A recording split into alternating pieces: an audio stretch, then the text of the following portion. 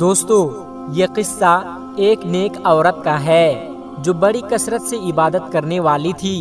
جب اس کا انتقال ہونے لگا تو اس نے اپنا سر آسمان کی طرف اٹھا لیا اور کہا کہ اے وہ ذات جو میرا توشہ اور ذخیرہ ہے اور اسی پر میری زندگی اور موت کا بھروسہ ہے، میرے موت کے وقت مجھے رسوا مت کرنا اور مجھے قبر میں وحشت میں مت رکھنا۔ جب وہ انتقال کر گئی تو اس کے لڑکے نے یہ اہتمام شروع کر دیا کہ ہر جمعہ کو وہ ماں کی قبر پر جاتا اور قرآن شریف پڑھ کر اس ماں کو ثواب بخش دیتا اور سب قبرستان والوں کے لیے دعا کرتا تھا۔ ایک دن اس لڑکے نے اپنی ماں کو خواب میں دیکھا تو پوچھا، اماں تمہارا کیا حال ہے؟ ماں نے جواب دیا کہ موت کی سختی بڑی سخت چیز ہے، میں اللہ تبارک و تعالیٰ کی رحمت سے قبر میں بڑی راحت سے ہوں۔ ریحان میرے نیچے بچھی ہوئی ہوتی ہے، ریشم کے تکیے لگے ہوئے ہوتے ہیں، قیامت تک یہی برتاؤ میرے ساتھ رہے گا۔ میرے آس پاس جنت کی خوبصورت باغ ہیں اور نہریں بہہ رہی ہے۔ بیٹے نے پوچھا کہ کوئی خدمت میرے لائق ہو تو کہو۔ ماں نے کہا کہ تم ہر جمعہ کو میرے پاس آ کر قرآن پاک پڑھتے ہو، اس عمل کو نہ چھوڑنا۔ جب تم آتے ہو تو سارے قبرستان والے خوش ہو کر مجھے خوشخبری دینے آتے ہیں کہ تیرا بیٹا آ گیا ہے۔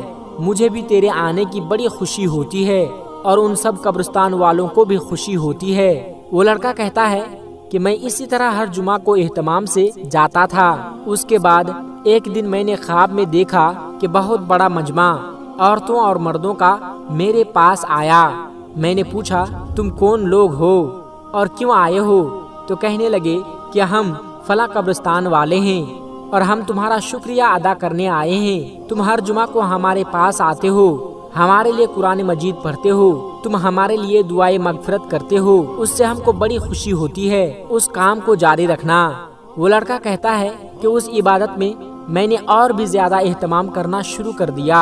آخر میں اللہ رب العزت سے دعا کرتا ہوں کہ اللہ پاک ہم سب کو قبر کے امتحان کی تیاری کرنے کی توفیق عطا فرمائیں اور ہمیں نماز پنجگانہ ادا کرنے والا بنائیں، اور ہمارے جو بھی عزیز و اقربا اس دنیا سے گزر گئے ہیں اس کے درجات کو بلند فرمائیں اور انہیں جنت الفردوس میں اعلیٰ مقام عطا فرمائیں۔ آمین ثم آمین۔ دوستو، اب ہم آپ کو حضرت علی رضی اللہ تعالیٰ عنہ کے حوالے سے دو ایسی عورتوں کے بارے میں بتانے والے ہیں جو دنیا میں ہی منحوس ہوتی ہے۔ تو وہ عورتیں کون کون سی ہیں آگے ہم آپ کو ضرور بتائیں گے، لیکن ویڈیو شروع کرنے سے پہلے آپ لوگوں سے ایک چھوٹی سی گزارش ہے کہ اس ویڈیو کو ایک لائک کر کے چینل کو سبسکرائب ضرور کر لیجئے گا۔ محترم دوستو، عورت کا تو دنیا میں پہلا روپ ہی رحمت ہے، بیٹی بن کر پورے خاندان کے دلوں پر راج کرتی ہے، بہن بن کر بھائی کا سچا دوست اور ماں کا بازو بن جاتی ہے، اور جب بیوی بنتی ہے تو ہمیشہ ساتھ نبھانے والی، ہر دکھ اور ہر سکھ میں ساتھی بن جاتی ہے، اور جب ماں بنتی ہے تو اللہ تبارک و تعالیٰ اس عورت کا مقام اتنا بڑھا دیتا ہے کہ جنت کو اٹھا کر اس کے قدموں میں رکھ دیتا ہے۔ حضرت امام علی رضی اللہ تعالیٰ عنہ نے فرمایا کہ مرد کی مردانگی کی سب سے عظیم سطح یہ ہے کہ مرد کی وجہ سے کبھی کسی عورت کی آنکھوں میں کوئی آنسو نہ آئے۔ دوستو، معاشرے میں عورتوں کا فطری مقام اس کا گھر ہے جہاں وہ اپنی چھوٹی سی ریاست کی ملکہ ہے۔ دوستو، ہمارے مذہب اسلام میں عورتوں کو وہ مقام اور مرتبہ جو کسی دوسرے مذہب میں عورت کو نہیں دیا۔ ہمارے مذہب اسلام نے مرد کو عورت کا محافظ قرار دیا ہے، اور یہ ہمارا ہی مذہب اسلام ہے جس نے رشتوں کی پہچان کرائی۔ آج کی اس ویڈیو میں ہم آپ کو عورت کی کچھ خوبیاں بتانے جا رہے ہیں جن خوبیوں سے عورتوں کا کردار مزید مزین ہو جاتا ہے۔ لیکن دوستو، اس کے ساتھ ساتھ ہم بات کریں گے عورت کی دو غلطیوں کے بارے میں جس سے عورت کو منحوس قرار دیا گیا ہے۔ یہ دو کام جو بھی عورت کرتی ہے تو وہ منحوس عورت ہوتی ہے۔ اس حوالے سے ہم آپ کو حضرت علی رضی اللہ تعالیٰ عنہ کا فرمان بھی بتائیں گے کہ حضرت علی رضی اللہ تعالیٰ عنہ نے اس کے بارے میں کیا فرمایا ہے۔ تو دوستو، ہم امید کرتے ہیں کہ حضرت علی رضی اللہ تعالی عنہ کا نام سن کر آپ نے ویڈیو کو لائک تو کیا ہی ہوگا اور چینل کو سبسکرائب تو کیا ہی ہوگا۔ تو چلیے ویڈیو کی شروعات کرتے ہیں۔ ایک مرتبہ حضرت علی رضی اللہ تعالی عنہ کے پاس ایک شخص آ کر کہنے لگا کہ یا علی، وہ کون سی عورت ہے جو گھر کے لیے منحوس ہوتی ہے؟ بس جیسے ہی یہ پوچھا گیا تو مولا علی نے فرمایا کہ اے بندہ خدا، اللہ نے کسی کو منحوس نہیں بنایا ہے، لیکن افسوس یہ انسان کے اعمال ہی ہوتے ہیں جو انسان کی زندگی کو پریشانیوں میں دھکیل دیتے ہیں۔ تو اس نے پوچھا کہ یا علی، وہ کون سے کام ہے؟ تو حضرت علی نے فرمایا کہ گھر کے لیے وہ عورت پریشانی کا سبب بنتی ہے جس کی رگ رگ میں یہ دو عیب پائے جائیں۔ پہلا عیب کہ وہ اپنے گھر کے لوگوں کی غیبت کرتی ہو، ادھر کی بات ادھر پہنچاتی ہو، اور دوسرا عیب کہ وہ بار بار جھوٹ بولتی ہو۔ یاد رکھنا، یہ وہ بری عادتیں ہیں جو کسی بھی عورت میں ہوگی، اپنے ساتھ گھر والوں کو بھی برباد کر دیتی ہے۔ یہ دو کام جو بھی عورت کرتی ہے تو وہ گھر کی خوشحالی، برکت اور سکون کو برباد کر دیتی ہے۔ تو دوستو، یہ دو کام، ایک غیبت کرنا اور دوسرا جھوٹ بولنا، یہ دو کام عورتوں کو نہیں کرنی چاہیے، اس کے ساتھ ساتھ مردوں کو بھی نہیں کرنی چاہیے، کیونکہ یہ بہت بڑا گناہ ہے۔ دوستو، اس کے علاوہ نیک عورتوں کی خوبیوں کے بارے میں بات کریں تو ہم آپ کے لیے نیک عورت کی چند خوبیاں بیان کرتے ہیں۔ ہماری بہنیں یہ بات یاد رکھیں کہ جب بھی نیک عورت کی خوبیوں کی بات ہوگی تو شوہر کی فرما برداری سر فہرست ہوگی۔ قرآن پاک میں اللہ تبارک و تعالی فرماتا ہے کہ نیک عورتیں وہ ہیں جو فرما بردار ہے اور شوہر کی غیر موجودگی میں اللہ تبارک و تعالیٰ کی حفاظت میں اپنے مال و آبرو کی حفاظت کرنے والی ہے۔ نبی کریم صلی اللہ علیہ وسلم سے پوچھا گیا کہ سب سے بہترین عورت کون سی ہے؟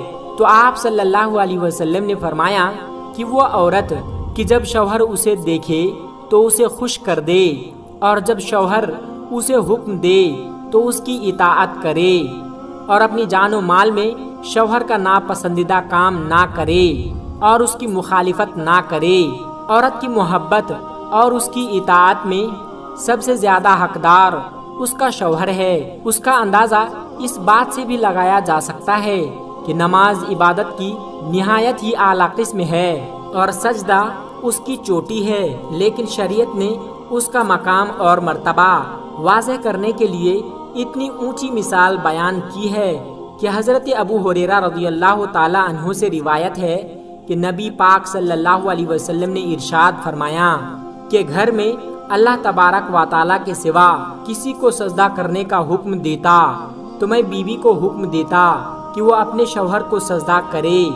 پھر نبی پاک صلی اللہ علیہ وسلم نے فرمایا، اس ذات کی قسم جس کے قبضے میں محمد کی جان ہے، عورت اپنے پروردگار کا حق ادا نہیں کرتی جب تک کہ وہ اپنے شوہر کا حق ادا نہ کرے، حتیٰ کہ جب شوہر اسے بلائے اور وہ اگر سواری پر ہو تب بھی اپنے آپ کو نہ روکے، شوہر کے پاس جائے۔ صحیح حدیث میں ہے کہ جس شوہر کو اپنی بیوی سے تکلیف ہوتی ہے تو جنت کی حور اسے بد دعا دیتی ہے۔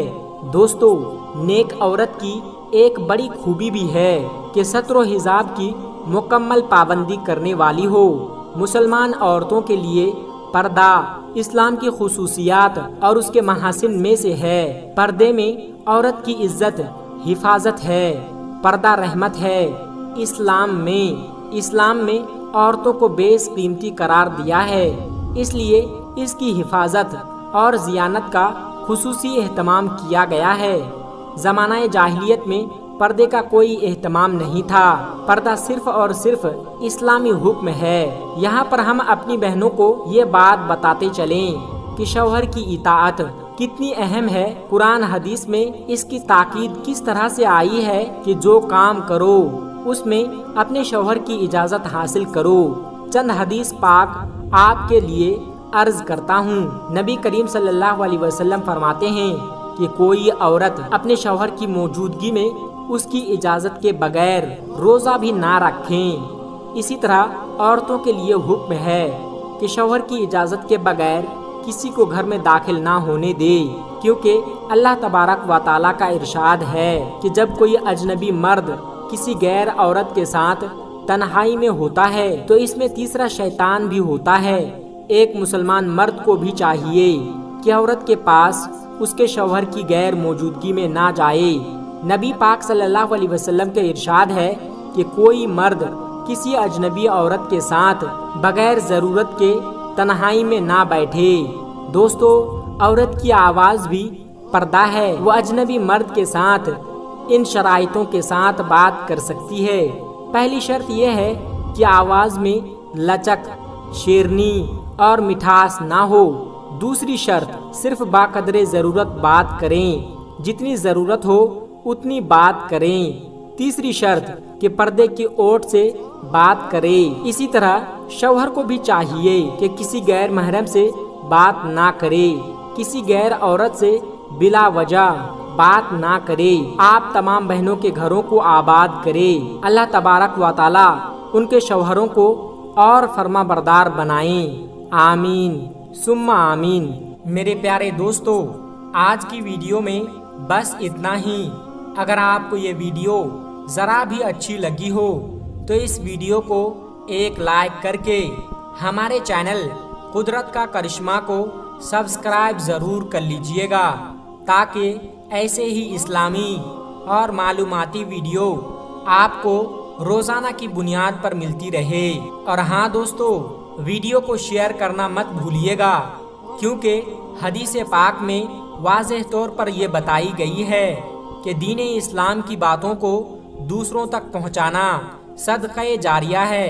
اس لیے اس ویڈیو کو اپنے کچھ قریبی دوستوں تک پہنچا کر اس نیک کام میں حصہ ضرور لیں، اور آپ کے اس نیک کام سے بہت سارے لوگوں کو اچھی باتیں معلوم ہو جائے گی۔ دوستو، ملتے ہیں پھر ایک نئی ویڈیو کے ساتھ، تب تک اپنا اور اپنوں کا بہت زیادہ خیال رکھیے گا۔